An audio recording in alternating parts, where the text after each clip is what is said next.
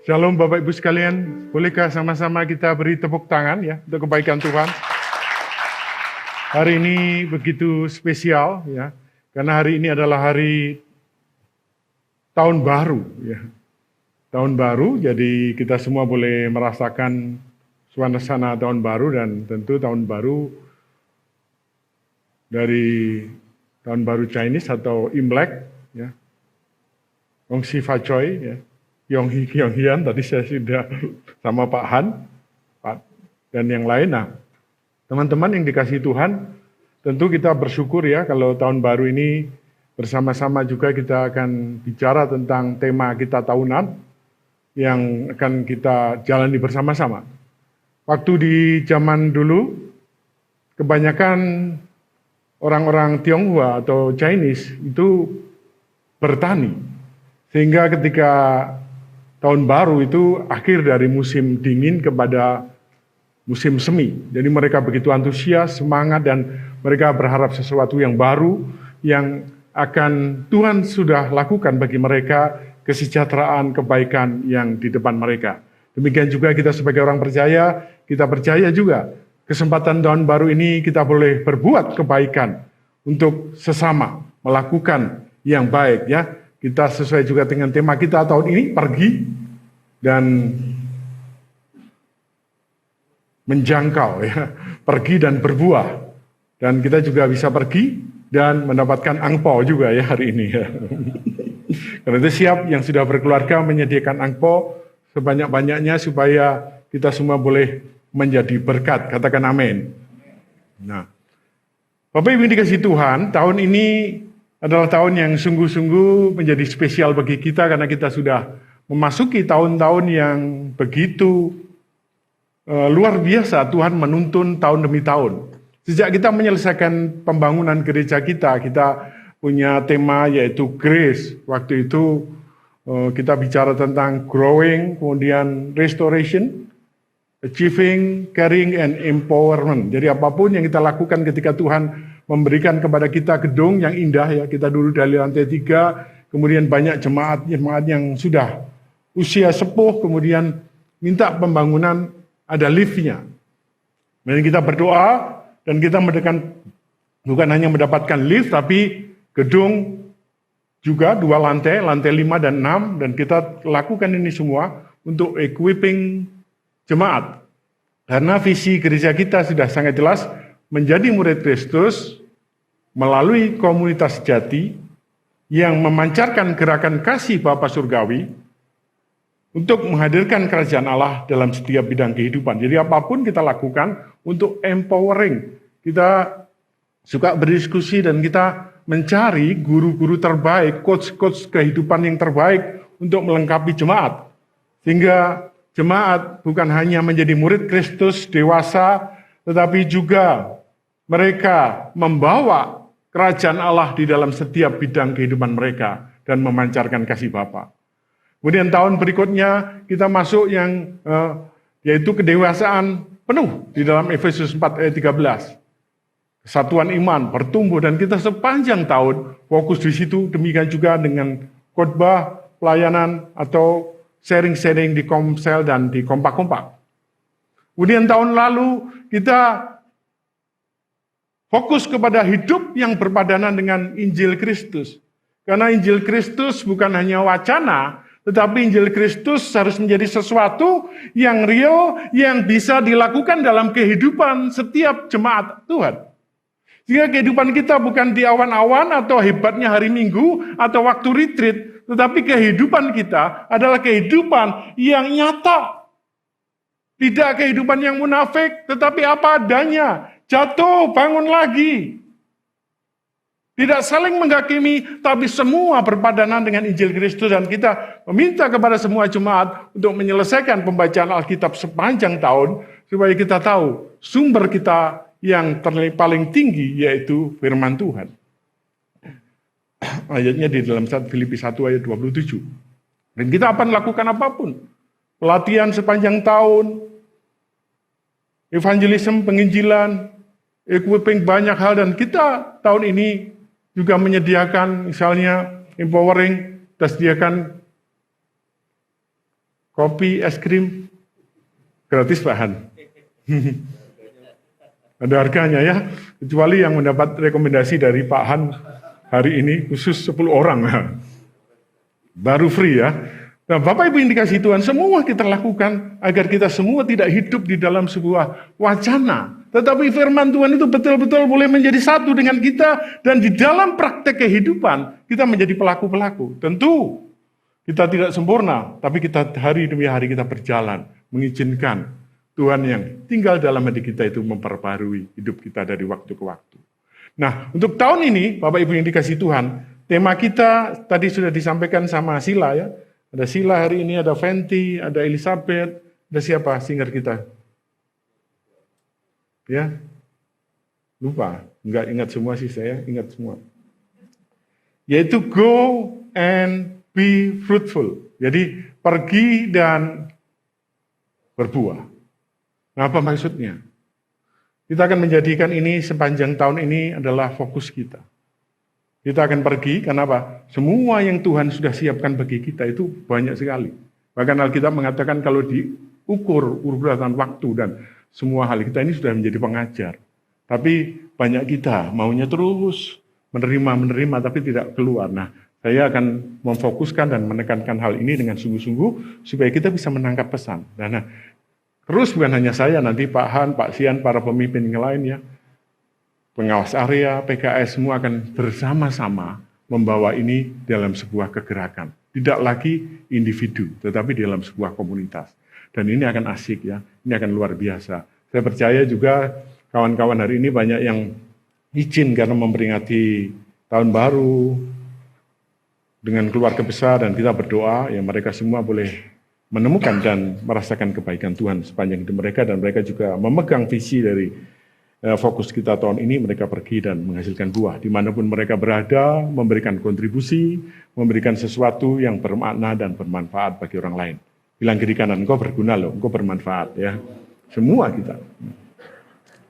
Dan kalau kita mengikuti perjalanan ini, Bapak Ibu, kita akan betul-betul melihat ya, sesuatu yang sangat berbeda dari tahun ke tahun, dan kehidupan kita juga mengalami perbedaan yang luar biasa.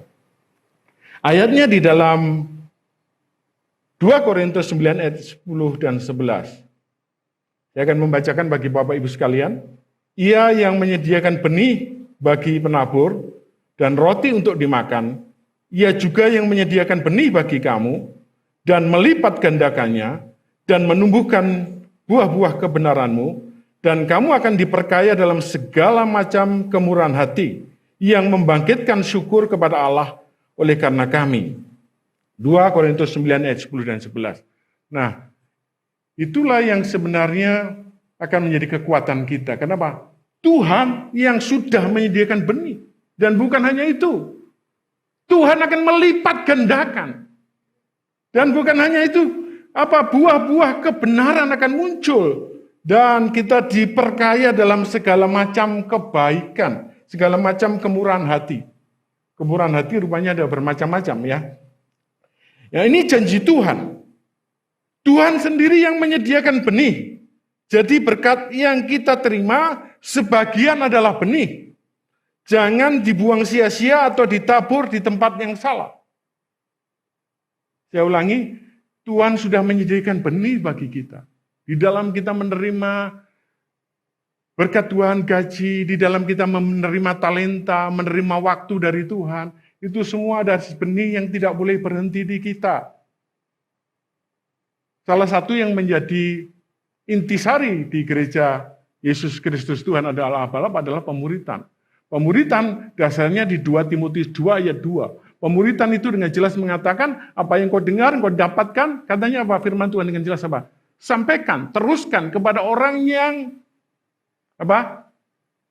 dapat dipercaya dan cakap mengajar. Jadi 2 poin.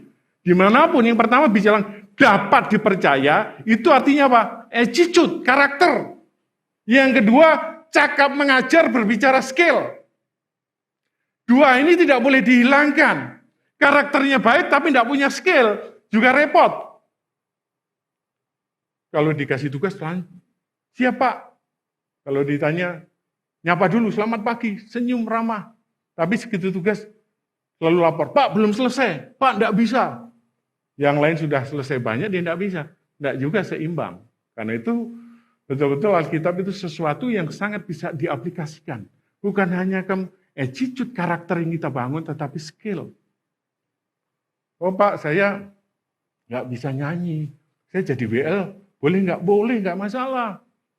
Terus, attitude-nya baik, latihan terus datang, tapi setiap nyanyi fales. Tuhan senang nggak? Senang Tuhan, tapi jemaat sakit telinganya. Haleluya. Jadi artinya apa? Ya dia punya cinta, itu bagus, tetapi harus dicarikan tempat yang tepat, di mana supaya apapun yang dikerjakan melalui talentanya, jadi berkat bagi orang. Nah, next slide, silahkan slide berikutnya. Kemudian ini berbicara Tuhan yang akan melipat gandakan. Sumber kita ini Tuhan Bapak Ibu. Apa yang kita tabur akan dilipat gandakan oleh Tuhan. Dan kalau ini janji Tuhan, maka hidup kita sebenarnya akan berjalan benar-benar kalau mengiring Tuhan, akan diberkati seutuhnya. Yohanes 10 ayat 10. Pencuri datang untuk mencuri, membunuh, dan membinasakan, tetapi aku datang untuk memberi hidup, dan hidup dalam segala kelimpahan. Kelimpahan ini bukan kelimpahan secara fisik, tetapi dikatakan dalam bahasa aslinya adalah zoe, artinya kelimpahan yang seutuhnya. Karena itu, Tuhanlah yang akan memberikan dirinya, hidupnya, untuk kita berlipat kali ganda. Tuhan juga yang menumbuhkan buah-buah kebenaran. Dan kemudian kita diperkaya dalam segala macam kemurahan hati. Apa kemurahan hati dalam waktu? Ya, kita ada waktu untuk mendengar. Orang yang paling miskin adalah orang yang tidak bisa memberi. Karena orang tidak mungkin memberi apa yang dia tidak punya. Man cannot give what they do not have. Kalau kita tidak punya uang, orang minta uang, kita tidak bisa beri. Bagaimana dengan lain yang kita bisa beri waktu? Demikian juga dengan waktu. Uang nggak punya, waktu nggak punya, apalagi talenta nggak punya. Berarti kita tidak menabur sama sekali. Dalam kemurahan, mungkin kita belum punya uang banyak, berikan waktu. Ketika orang datang kepadamu, berikan telinga, dengar dia. Dia butuh didengar. Ketika kita mendengar persoalan orang, 50% persoalan selesai. Kenapa? Dia mengalami kelegaan. Ini betul-betul dalam rumah tangga iya ya. Istri-istri kalau mau mengeluh, suami-suami nggak punya waktu, maunya kasih solusi aja. Pak, aku mau cerita ini. Apa? Oh gini gampang. Istri-istri selalu bilang apa? Aku nggak butuh disolusi, aku butuh didengar. Bilang kiri kanan, coba berikan telingamu pada orang lain. Jangan pelit. Ada waktu, sediakan waktu. Kemudian apa? Talenta. Kalau Tuhan berikan kita talenta yang bermanfaat bagi orang, jangan pelit ya. Kalau kita bicara misalnya ganti ban ya, saya suka bilang ganti roda mobil. Kalau kita nggak punya pengetahuan bisa 2 jam. Tapi kalau kita punya teman yang punya pengetahuan, 5 menit juga selesai. Berapa banyak waktu bisa dihemat. Karena itu hari-hari ini banyak ditawarkan berbagai hal.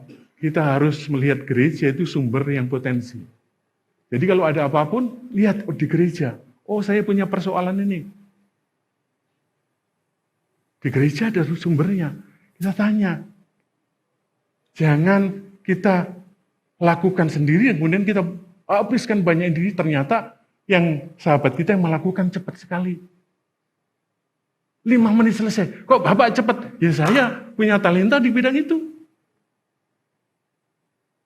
Karena itu jemaat mesti bersatu padu, mengeluarkan apa yang dia punya untuk membangun. Nah ini yang harus kita lakukan. Karena banyak kita mencari sesuatu di luar, akhirnya kita meninggalkan hubungan di dalam sebuah komunitas. Ya, kalau di dalam Applied Bible ditulis seperti ini. God give us resources to use and invest for Him. Next slide ya, sudah betul. Paul use the illustration to explain that resources God give us not to be hidden. Jadi resources yang Tuhan berikan kepada kita bukan untuk disembunyikan, voraciously devoured atau dimakan sendiri, dilahap ya dengan rakus, atau throw away, dibuang yang ke tempat tidak tepat. Instead, they should be cultivated in order to produce more crop. Sebagai gantinya, sebaliknya benih yang kita terima itu diolah. Supaya apa? Ada banyak tanaman baru. Kalau tanaman baru ada apa? Ada banyak, Pak. Kita bisa melakukan panen. Dan kalau panennya banyak, kita bisa makin berbagi. Kemudian, when we invest what God has given us in His word, He will provide us even more to give His service. Semua dilakukan. Kita bisa berbagi untuk kerajaannya. Kerajaan Allah yang diuntungkan. Bukan kehidupan pribadi kita semata. Kehidupan pribadi kita semata kan dibawa Tuhan dalam kehendaknya. Tetapi jauh lebih pada itu, kerajaan Allah akan diuntungkan. Bapak Ibu dikasih Tuhan, ini yang saya mau tegaskan. Ketika kita terima benih, next slide ya. Yang pertama diolah agar lebih banyak benih, tanaman, makin banyak panen ya. Jadi kalau Bapak Ibu terima apapun, jangan ini habis-habiskan. Terima gaji ini semua untuk saya. Terima berkat, terima angpau, saya akan habis-habiskan. Bukan Bapak Ibu. Ingat, ada sesuatu yang harus kita olah. Supaya apa? Jadi makanan, jadi tanaman baru. Ketika tanaman makin banyak, tanaman makin panen baru. Sehingga kalau kita mengerti prinsip ini, orang-orang percaya yang bekerja pun bisa menjadi orang-orang yang diberkati. Gak punya hutang. Kenapa? Ketika terima gaji ada satu bagian yang dia olah. Dia investasikan. Tentu dengan prinsip Alkitabiah yang benar. Dengan pengajar yang benar. Sehingga ketika kita investasikan sejak muda kita berani melakukan sesuai prinsip firman Tuhan, maka kita akan makin diberkati. Sehingga ketika usia 40-an, 50-an, kita sudah mengalami apa yang disebut dengan financial breakthrough. Karena sebuah kehidupan yang didesain, yang dirancang, tidak mengalir begitu saja. Banyak orang komplain dan mengeluh, Pak, saya untuk makan aja susah, tiap bulan gak ada sisa. Semua orang hebat yang berhasil hari ini, biasanya memulai dari sesuatu yang dia tidak punya. Apa yang dilakukan?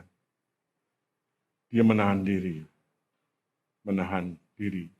Dia mungkin puasa, dia mungkin nisbah ada sesuatu yang diolah. Karena itu, Bapak Ibu, yang harus kita lakukan sungguh-sungguh khususnya pasangan-pasangan muda ya. Ini next slide ya. Ini mengolah benih bagi Tuhan, waktu, uang, dan talenta. 5 tahun lagi kita akan menjadi seperti teman dan buku yang kita baca. Saya menyarankan, marilah kita punya sahabat-sahabat yang selalu fokus kepada kebaikan Tuhan. Mengejar karakter yang baik. Hidup dalam kebenaran. Saya bahkan dengan berapa kali di akhir tahun dengan tegas mengatakan, kalau engkau punya sahabat yang isinya mengeluh saja, bertahun-tahun dinasihati, mengeluh dan mau berubah. Sebenarnya jangan dijadikan sahabat. Dia masuk pembinaan dulu. Ada lagi, pasangan suami istri yang nggak mau berubah. Konseling sama saya banyak. Pak, saya nggak bisa mencintai istri saya. Kenapa? Ada orang lain yang lebih mencintai saya. Saya harus ngomong seperti ini. Firman Tuhan bilang, kasihlah istrimu, setialah pada istri pada masa mudamu. Riyasiyati 1, 2, 3. Ya. Setia istri yang kau nikahi waktu kau muda. Bukan setia pada istri mudamu. Enggak. Betul ya Pak Denis ya? Itu tertulis dalam Malayaki. Istri yang sungguh-sungguh mengerti kita, yang berjuang bersama-sama ketika kita tidak ada apa-apanya. Ketika habis menikah mungkin kita kontrak, cuma tinggal ditikar berdua, membangun bersama-sama kehidupan masa depan di dalam Tuhan. Ketika dia diberkati, ketika dia kaya ada orang lain masuk, dia masih konseling. Pak boleh enggak? Kalau kamu tidak mau berubah, nggak usah konseling. Kalau kamu tidak mengerti bahwa engkau mesti mau dirubah oleh firman, taat kepada firman dengan totalitas, maka engkau nggak akan mengalami perubahan. Derek Prince dengan tegas mengatakan, orang-orang seperti ini tinggalkan saja. Seorang hamba Tuhan mengajar banyak hamba Tuhan dan jadi berkat. Dia bilang, orang seperti ini nggak ada masa depan. Bapak Ibu, saya harus mengatakan, nggak mudah mengolah benih. Investasikan pada hal-hal yang tepat. Mengerti, kata Tung kemarin saya bilang, kepala ke atas. Kita pintar, kalau kita mau investasi, ngerti nggak prinsipnya? Ini jangan-jangan investasi apa serakah? Bener nggak caranya? Melanggar hukum Indonesia enggak, melanggar sesuatu yang prinsip Alkitabiah, engkau makin rendah hati, apa engkau jadi cinta uang. Nah hal ini enggak otomatis. Gereja mesti menyediakan pelatihan seperti ini supaya jemaat paham. Bukan hanya prinsip firman, harus itu, tetapi prinsip implementasi di dalam kehidupan sehari-hari supaya jemaat hidupnya sederhana, tetapi punya kapasitas jadi berkat. Bukan hidupnya gaya, tapi ketika diajak bersama-sama pelayanan, nggak ada waktu, nggak ada uang, nggak ada semuanya. Bilang kiri kanan, aku tahu yang dimaksud itu. Jadi kehidupan seperti Kristus sederhana, nggak silau oleh kekayaan, nggak didikte oleh hal-hal lain, tetapi fokus kepada Kristus. Ketika dia melayani, dia yang pertama kali yes. Kenapa? Dia memang mempersiapkan dirinya. Kebanyakan kita lebih suka dikenal orang kaya, dikenal orang mewah. Tapi begitu diajak pelayanan, nggak punya waktu, nggak punya uang. Bilang kiri kanan, aku tahu yang dimaksud itu. Ya, bertobat ya. Di dalam 1 Korintus 15 ayat 39, ayat 38 ya. 33. Di sini saya akan bacakan ya, 1 Korintus pasal 9. Ayat 33 ya Pak Denis. 2 Korintus 15. Waduh. Hah? 1 ya. Udah ganti ya Pak? Ya ini ayat yang kita suka dengar dan kita sering baca. Tapi implementasinya kadang-kadang kita lupa. Janganlah kamu sesat pergaulan yang buruk merusakkan kebiasaan yang baik. Bukan hanya dilarang, tapi jangan sesat. Kalau menurut kita, semua teman kita itu baik. Apalagi anak-anak. Teman saya baik-baik semua. Tapi mereka berani nggak menghadapi kesulitan. Ketika kita ada masalah, mereka ninggalkan kita nggak? Bukan teman yang ada di meja makan. Tapi teman ketika kita dalam keadaan terpuruk pun, dia ada di samping kita, mendoakan dan mendampingi kita. Teman yang buruk akan membawa kita kepada hal-hal yang gampang. Tapi teman yang baik akan melakukan apapun untuk kita. Musuh dari hal ini adalah cinta uang. 2 Timotius 6 ayat 10. Saya akan bacakan. 2 Timotius 6 ayat 10.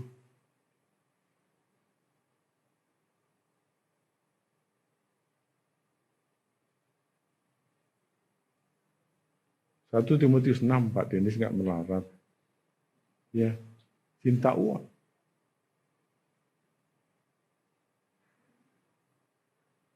Silakan baca atau 2 Timotius 3 ayat 2. Pada akhir zaman, manusia akan menjadi hamba uang, mencintai dirinya sendiri. Jadi mari kita olah dengan benar, benih sekecil apapun. Kalau kita olah dengan benar, kita jagai dengan doa, akan menjadi berlipat kali ganda. Akan menjadi berkat. Yang kedua, Bapak Ibu dikasih Tuhan, mencari dan menikmati. Kuasa mencari dan menikmati dalam Pengkhotbah 5 ayat 19. Kitab Pengkhotbah pasal 5 ayat 19 di Perjanjian Lama ya.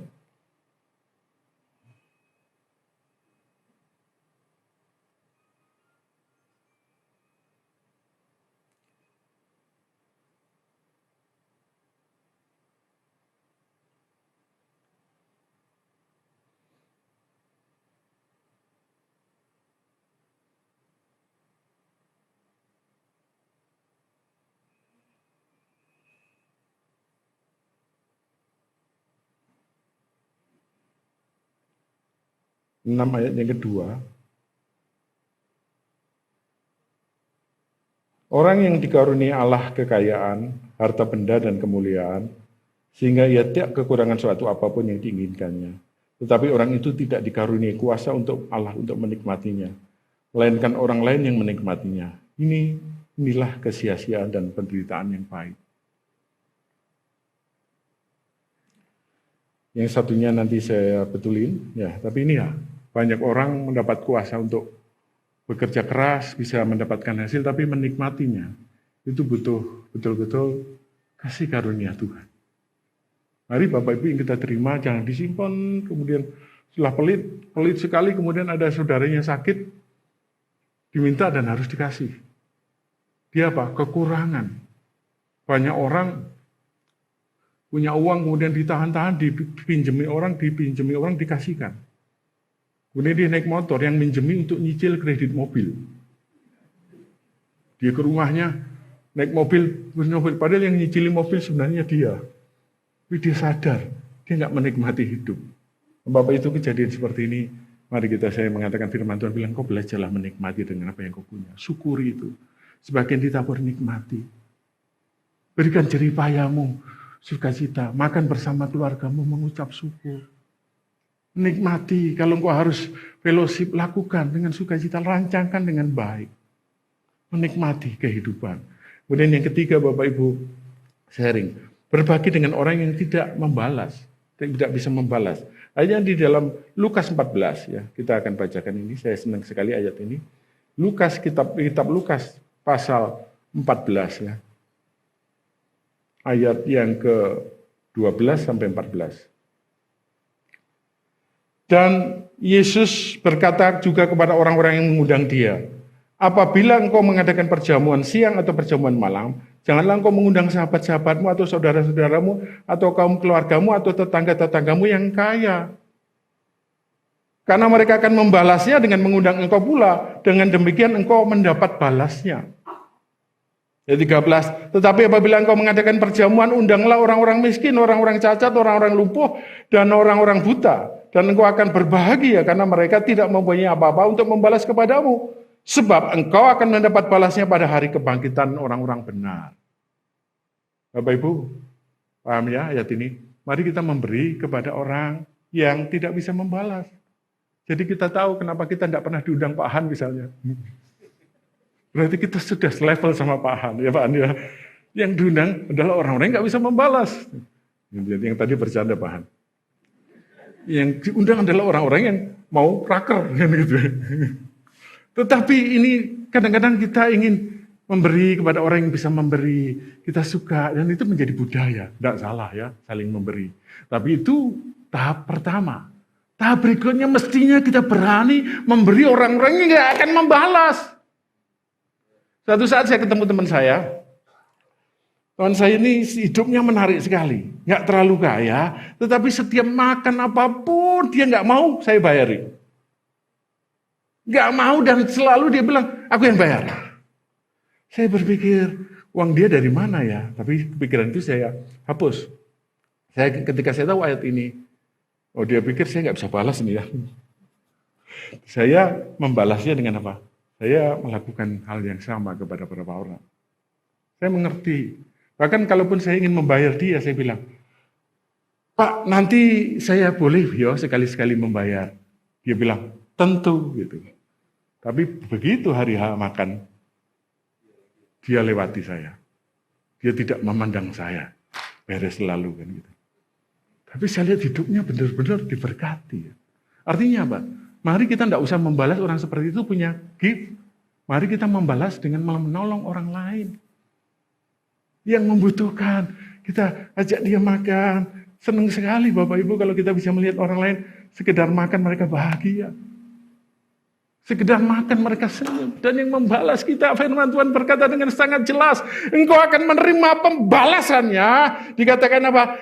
Pada hari kebangkitan orang-orang benar.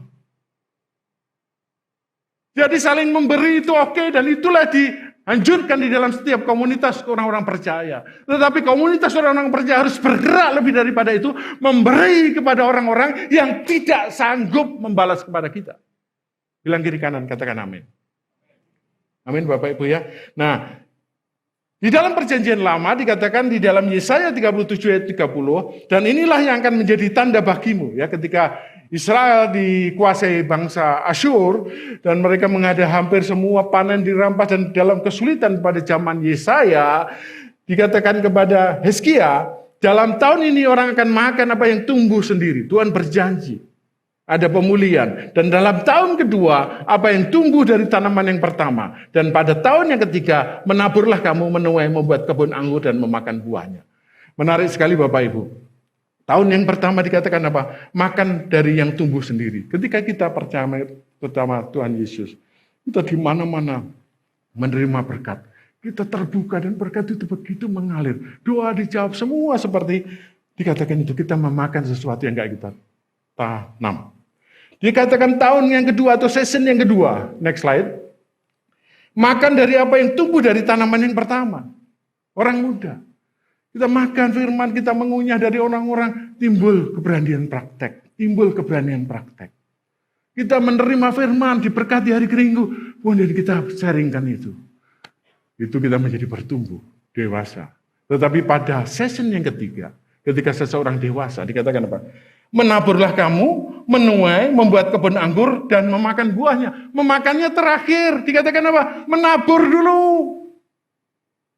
Menuai, kemudian setelah ditabur, nggak bisa itu padi atau si ubi langsung bisa dimakan. Mesti dituai, dimasak, dijual. Bahkan membuat kebun anggur lagi, nggak langsung makan, buat lagi kebun baru terakhir dikatakan, barulah engkau memakannya. Orang Tesalonika mengatakan, orang yang tidak bekerja, tidak berhak makan. Ketika kita lahir baru, senang sekali, kita bertumbuh, kemudian kita senang cari khotbah di YouTube. Wah, kita bandingkan, hebat ini, khotbah ini hebat, oke. Itu tahun pertama atau kedua dalam hidupmu. Tetapi tahun ketiga saya mengingatkan, engkau tidak cukup makan dari apa yang di luar sana. Itu tidak cukup. Yang engkau harus cukupkan adalah engkau menggali. Engkau meneliti, menyelidiki. Dan itu akan menjadi kekuatan dan kesehatan setiap pertumbuhan iman kita. Jadi kalau ada jemaat bilang, khotbahnya ini hebat ya, khotbahnya ini hebat. Gak seperti khotbah di Abalaf. Bilang apa? Puji Tuhan, gak apa-apa, ini proses. Dia masih mencicipi semua hal makan di luar sana. Tapi kalau dia dewasa, dia harus menjadikan saat teduhnya, penyelidikan firman, menjadi kekuatan utama dia. Itulah makananmu. Engkau tidak lagi makan sisa-sisa pergi ke pesta sana. Kalau ada KKR, kau pergi, semua acara ibadah Kristen kau datangi dan kau makan apa yang mereka sajikan. Tetapi engkau mulai meneliti firman Tuhan. Apakah prinsip-prinsip ini oke? Apakah benar? Seperti jemaat yang ada di Berea. Mereka baik hati kenapa? Meneliti setiap firman. Habis khotbah hari Minggu, mereka teliti, mereka perdalam lagi. Ya, itulah yang membuat jemaat di Berea, seperti Kisah Rasul 17, ayat 11, lebih baik hatinya karena mereka meneliti. Karena itu kita punya program hebat. Semua harus membaca Alkitab, semua harus mencintai Tuhan, semua. Kekuatan kita bukan dari luar, kekuatan kita ketika Kristus menyatu dengan kita. Kita menghidupi di situ. Kemudian apapun yang kita lakukan adalah sebagai ucapan syukur. Tuhan sudah melakukan bagi kita. Bapak Ibu, saya suka bertani, saya suka melakukan penelitian kecil-kecilan. Saya lihat ada orang yang menanam dari karung, ubi ditanam, diisi tanah. Ada Melki yang membantu saya di rumah, membuat tanaman itu. Ongkosnya sangat murah, karena cuma daun ubi itu nggak perlu beli, tanah juga nggak perlu. Hanya benih dan tanah. Kemudian kita sekarang udah besar, kalau Bapak Ibu ke rumah saya, bukan di rumah saya sudah nggak cukup lagi, saya titipkan bahkan ke tempat-tempat lain. Itu kalau panen, itu sangat banyak. Artinya apa? Masa-masa seperti ini, kalau dulu kita menerima, sekarang kita harus mengupayakan apapun kita upayakan. Jangan takut lebih mendengar gosip, cerita-cerita buruk, tetapi marilah kita mempercayai kasih Tuhan. Apakah bisa diputar satu video saya ya? 1 menit? Bisa ya? Satu contoh aja. Mari kita melakukan sesuatu. Boleh? Silakan. 1 menit. Halo sahabat, ini adalah tanaman selada keriting ya. Itu juga ada bokcai dan kita semua mau panen. Banyak orang di masa pandemi memulai sesuatu yang baru, ada hobi baru, ingin membuat hidroponik ataupun aktivitas lain. Namun sayang, nggak semua bisa konsisten melakukan itu. Nah, saya memberi contoh apa yang dilakukan kawan-kawanku ini, bisa konsisten. Hari ini kita mau panen, sudah banyak yang pesan, ya. Kita bisa berbagi. Kenapa? Kita tidak berhenti ketika pandemi ini sudah lewat, kita tetap kreatif menggunakan apa yang ada, lahan yang kosong untuk berproduksi. Mungkin juga di dalam kehidupan kita. Jangan kita menghentikan segala yang sudah kita kerjakan dengan baik ketika pandemi mulai berlalu. Tapi tetap waspada, tetap produktif, kreatif, karena kita bukan sibuk yang penting, tetapi produktif. Tetap semangat. Kita beri tepuk tangan dong, ya. Nah, hal kecil yang saya lakukan dimanapun saya mau ada sesuatu yang kita kerjakan. Supaya ada panen. Ketika kita panen berkali-kali, saya bilang, ini sudah 5 kali terus. Sampai kapan? Sampai kita bisa lakukan. Tambahin lagi. Dia bilang, wah di tempat ini perlu kita bantu. Di rumah kita buat. Supaya apa? Ada sesuatu yang kita produksi.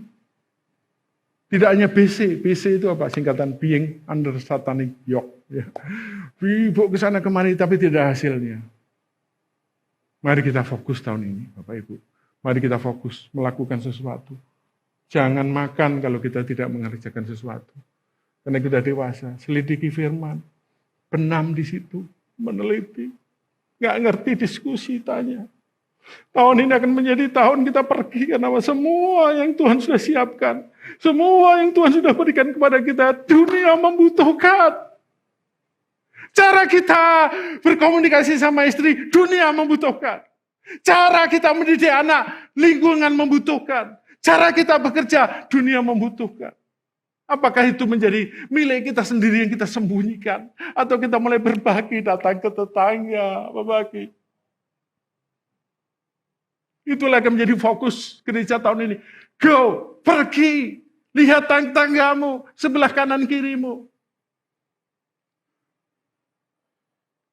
Pagi-pagi setelah kita ngobrol-ngobrol sama istri, ada anak kecil. Namanya Alex. Ramah sekali sama istri saya. Dia panggil, diajak ngobrol gitu. Wah, saya bilang, teman istri saya anak kecil, ramah sekali datang ke rumah berkunjung. Setelah itu dia bilang, wah, anak kecil membuka pintu, kita bisa berdoa dan follow up lebih lagi. Ada banyak jalan yang Tuhan sediakan. Saya undang para pemusik ke depan. Banyak jalan yang Tuhan sediakan bagi Bapak Ibu. Maukah kita sama-sama hari ini mengambil waktu merenungkan sungguh-sungguh kebenaran firman ini?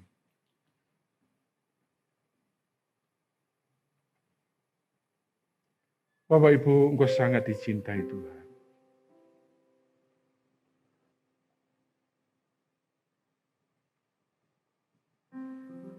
Jangan engkau bercerita apa yang sudah engkau perbuat untuk Tuhan. Karena engkau terbatas, manusia terbatas. Bahkan firman Tuhan mengatakan, engkau diselamatkan bukan karena perbuatanmu, tetapi karena kasih karunia. Bukan engkau yang menemukan Tuhan, tapi Tuhanlah yang menemukan engkau. Bukan engkau yang mengasihi Tuhan, tapi Tuhanlah yang mengasihimu. Dikatakan dialah satu-satunya yang dari surga turun ke bumi. Karena kita tidak mungkin dengan dosa dan segala kesalahan kita mengenal Tuhan. Tapi Tuhan mengenal engkau. Tuhan peduli atas hidup. Engkau sangat dicintai Tuhan. Engkau sangat dikasihi Tuhan. Bawalah cinta kasih Tuhan dalam hidupmu. Bawalah penyertaan Tuhan dalam hidupmu dan lihatlah Tuhan yang begitu peduli atas engkau. Tidak ada masalahmu yang tidak bisa diselesaikan oleh Tuhan. Tidak ada persoalanmu yang tidak bisa diselesaikan oleh Tuhan.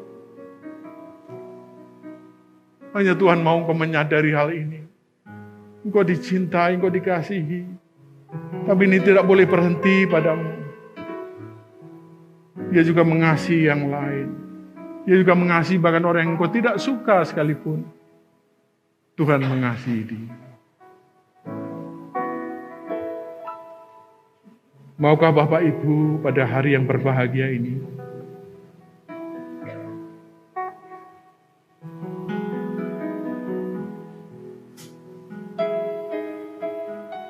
sesuai fokus firman Tuhan kita, pergi menjangkau apa yang Tuhan sudah siapkan dalam dirimu, segala yang baik. Semua pengajaran yang sungguh-sungguh berkualitas. Cara engkau berkomunikasi, cara engkau mendapatkan kekayaan, cara engkau mengajar anak, semuanya disediakan. Sementara dunia tidak mengerti itu. Maukah engkau pergi? Maukah engkau menjangkau? Maukah engkau tidak melihat persoalanmu terus, kelemahan dan kesalahanmu? Tapi lihatlah Tuhan yang sudah mau mati untuk engkau. Ku telah mati dan tinggalkan